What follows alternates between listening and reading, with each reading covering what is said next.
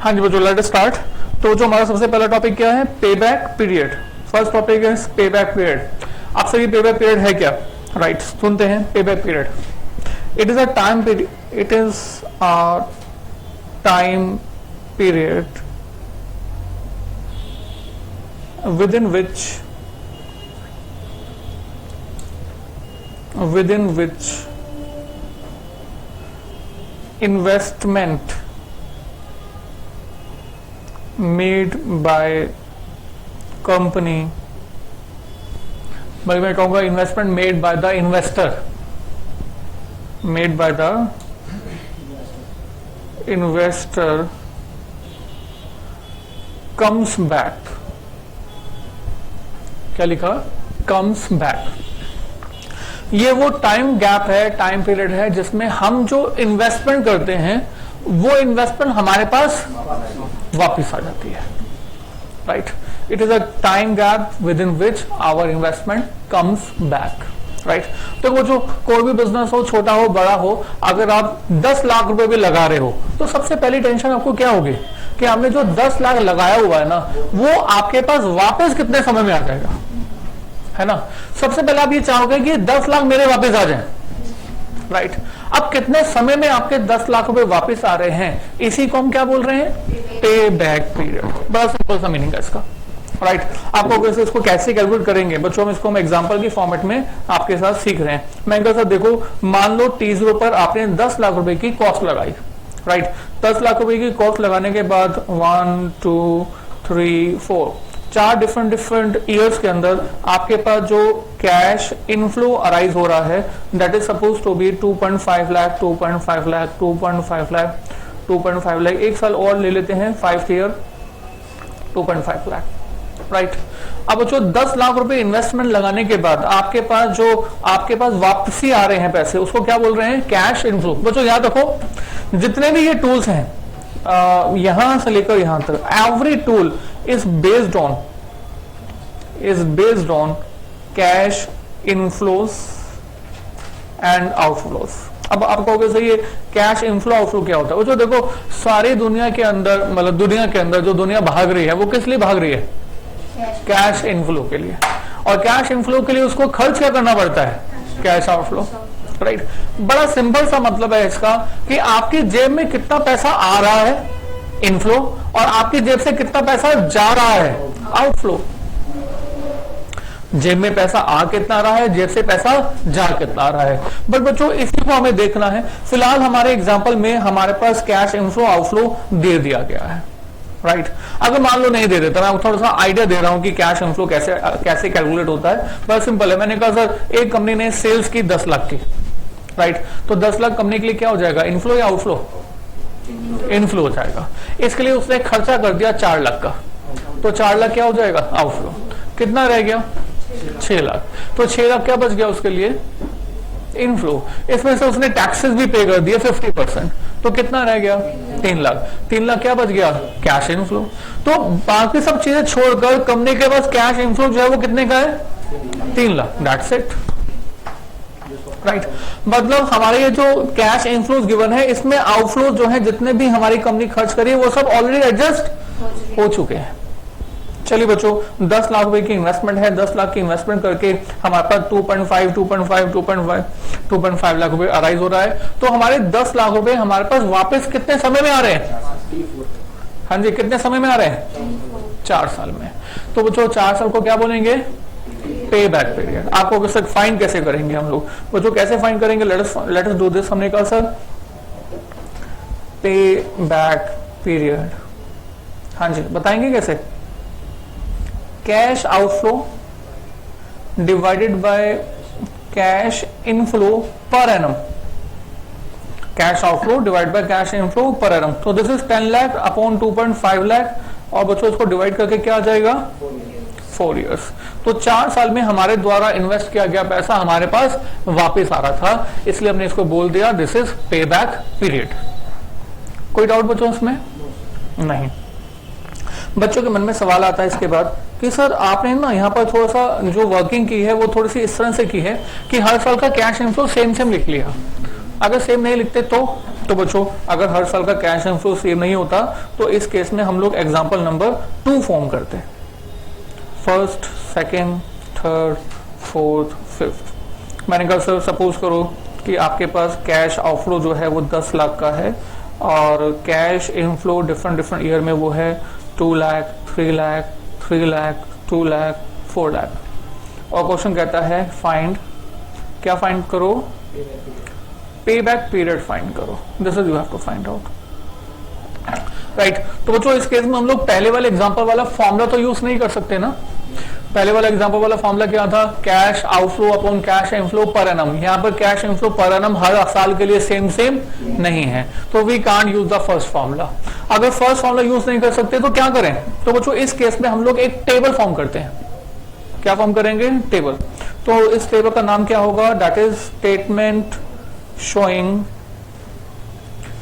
Cumulative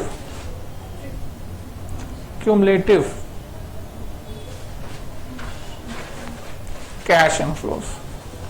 Statement showing cumulative cash inflows. तो बच्चों कैसे लिखेंगे? सबसे पहले ईयर्स लिखिए, साथ के साथ कॉपी कीजिए, दैट विल बी फाइन। 1 2 3 4 5। तो इन डिफरेंट ईयर्स के अंदर आपके पास जो कैश इनफ्लोज हैं वो कंसिडर करते हैं। तो कैश इनफ्लोज डिफरेंट ईयर्स में कौन कौन से हैं? 2 लाख, 3 लाख, 3 लाख, 2 लाख और 4 लाख, राइट। अब क्यूमुलेटिव फाइंड करना है, क्यूमुलेटिव कैश इनफ्लोज। तो ये क्यूमुलेटिव कैश इनफ्लोज कैसे फाइंड करते हैं? First number as it is 2 lakh और इस फर्स्ट नंबर में अगला नंबर ऐड कर दो। तो 2 लाख में 3 लाख प्लस कर देते हैं तो इट बिकम्स 5 लाख। इसमें नेक्स्ट नंबर प्लस कर दो, नेक्स्ट नंबर प्लस कर दो। तो बच्चों 10 लाख रुपए कितने सालों में रिकवर हो गया? 4 सालों में। तो जैसे ये 4 सालों में रिकवर हो गया तो इसी 4 को हम लोग क्या बोल देंगे? पे बैक पीरियड, राइट। आपको इससे आगे क्यों नहीं किया? सर कर भी लोगे तो उससे कोई फर्क नहीं पड़ता, हमारा पे बैक पीरियड तो 4 साल आ गया। अब बच्चे कहते हैं कि सर आपने ना एग्जाम्पल ऐसा लिया है जिससे कि टोटल जो है वो 10 आ जाए। अगर 10 नहीं आए तो, राइट, बच्चा तो ऐसे ही सोचेगा ना कि आपने एग्जाम्पल ऐसा क्रिएट किया जिससे कि टोटल कितना आ जाए 4 साल में, 10 नहीं आए तो, राइट। हमने कहा एग्जाम्पल नंबर 3, राइट।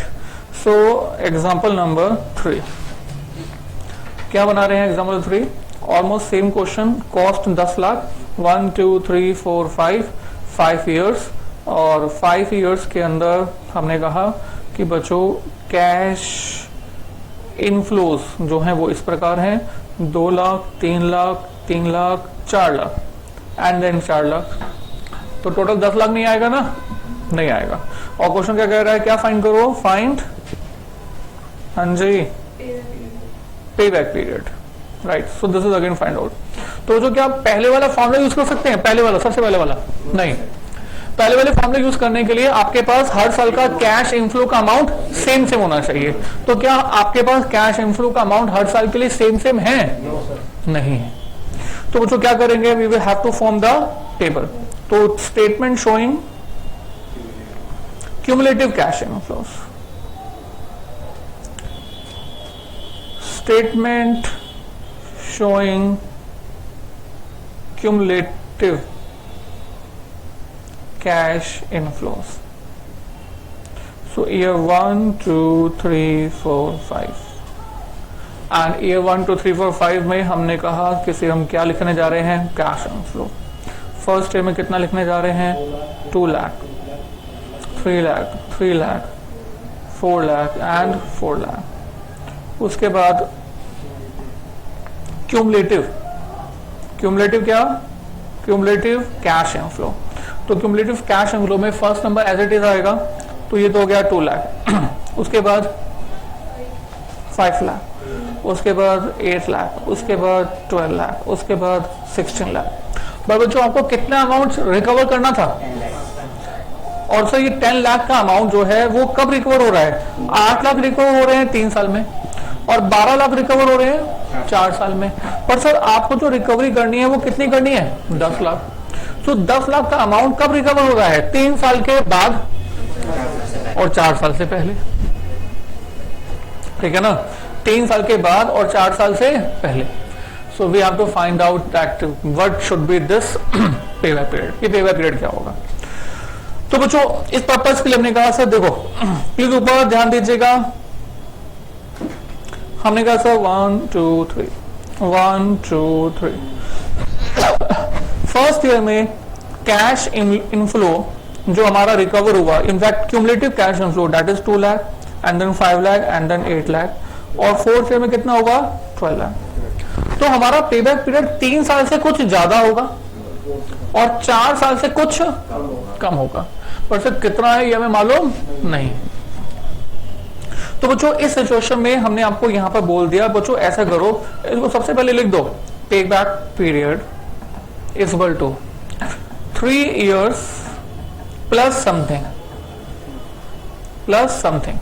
अब जो समथिंग है ना इसके में हमने स्टार बना दिया, राइट, और समथिंग में जो स्टार बना दिया ना, इस स्टार को हमने कहा दैट सुनिएगा देखो 3 से 4 साल कितना समय गैप होता है 12 मंथ्स का, राइट, और 8 लाख से 12 लाख कितने रुपए का गैप है, सॉरी 4 लाख रुपए का, 4 लाख का। सो 12 महीने लगते हैं 4 लाख की रिकवरी के लिए। आपको 4 लाख की रिकवरी करनी थी क्या? नहीं, आपको 8 लाख से आगे कहां तक रिकवरी करनी थी? 10 लाख तक। तो यानी कि आपको जो रिकवरी करनी थी वो कितने रुपीस की करनी थी? Only rupees 2 lakh. तो 2 लाख की रिकवरी के लिए कितना समय लगेगा, ये टाइम पीरियड हमें फाइंड करना है, राइट। बच्चों हमने कहा 4 लाख रिकवर करने के लिए 12 महीने लगते हैं, 2 लाख रिकवर करने के लिए कितना समय लगेगा ये हमें फाइंड करना है। इसको हमने बोल दिया इंटरपोलेटिंग मेथड। क्या बोल दिया? Interpolating method. एक्चुअल में ये नाम अजीब सा है बट एक्चुअल में तो ये यूनिटरी मेथड है। आपको याद होगा बचपन हमने आपको सिखाया था यूनिटरी मेथड, 10 पेन की कीमत 50 रुपए, तो बताओ 4 पेन की कीमत कितनी होगी। हम पहले 1 पेन की कीमत निकाल लेते थे 50 डिवाइड बाय 10 5 रुपए, फिर कहते थे 4 पेन की कीमत होगी 20 रुपए, है ना। अब यहाँ पर यही करने वाले हैं, 12 महीने में जो रिकवरी हो रही है वो कितने रुपए की हो रही है? 4 लाख रुपए की। तो बताओ 6 महीने के अंदर कितनी रिकवरी होगी, प्लस सॉरी 2 लाख के लिए कितना समय लगेगा? 6 मंथ्स। इसको हम लोग लिख के दिखाएंगे। हमने कहा that for recovery of rupees 4 lakh time gap is equal to, हाँ जी, time gap is equal to, हाँ जी बोलो कितना? 12 मंथ्स, ऐसी ना। For recovery of rupees 1 time gap is equal to 12 months divide by 4 lakh. For recovery of rupees 2 lakh time gap is equal to 12 months upon 4 lakh into 2 lakh. बच्चों आसान है मुश्किल है? आसान है। ये सब लिख के दिखाने की क्या कोई जरूरत है? बच्चे बहुत जल्दी इसके शॉर्टकट लगाने लग जाते हैं। तो बच्चों मैं आपको ये एडवाइस करूंगा कि 20 क्वेश्चन में, चलो 20 नहीं तो 15 क्वेश्चन में ये जरूर लिखना। 15 के बाद आप जैसे मर्जी करें, एग्जाम में भी बिना उसके भी कर सकते हैं, will not matter, right, but 15 question में जरूर लिखना, राइट, थोड़ा सा सॉलिड हो जाएगा, राइट। तो ये कितना आ गया? अच्छा क्या मैं इसको ऐसे लिख दूं 3 years and 6 months को 3.6? नहीं, ये ईयर्स हैं, ये मंथ्स हैं, वी कांट ऐड। तो 6 मंथ्स को हम ईयर्स में कन्वर्ट करके फिर हम ऐड कर सकते हैं। मतलब 6 मंथ्स को ईयर्स में कन्वर्ट करेंगे तो क्या हो जाएगा? 6/12 यानी कि 0.5। So 3 + 0.5 3.5 years, that is fine, right. पर ऐसा करने की जरूरत क्या है? You can write it as it is 3 years and 6 months, right. तो 3 years and 6 months is the time gap for the recovery of rupees 10 lakh. तो 3.5 साल में हमारे 10 लाख रुपए हमारे द्वारा इन्वेस्ट किए हमारे पास वापस आ जाते हैं। I think clear? कॉपी करेंगे? Yes sir. तो please copy this portion very fast. Copy करने के बाद ही हम लोग थोड़ा सा आगे प्रोसीड करेंगे। अच्छा एक छोटा सा एग्जांपल दे दें आपको करने के लिए, एग्जांपल दे देते हैं। तो एक काम करते हैं, एग्जांपल नंबर 4 आपको दे देते हैं, इसको आपको करने के लिए एग्जांपल लिख लेते हैं। and T0 and this is cost rupees 15 lakh 1 2 3 4 5 6।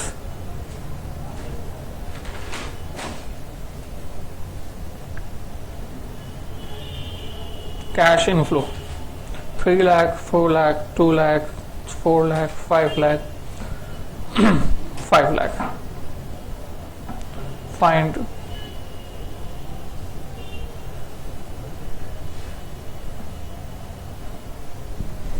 Earning कर सकते हैं बच्चों? Yes sir, please complete this and then we will proceed.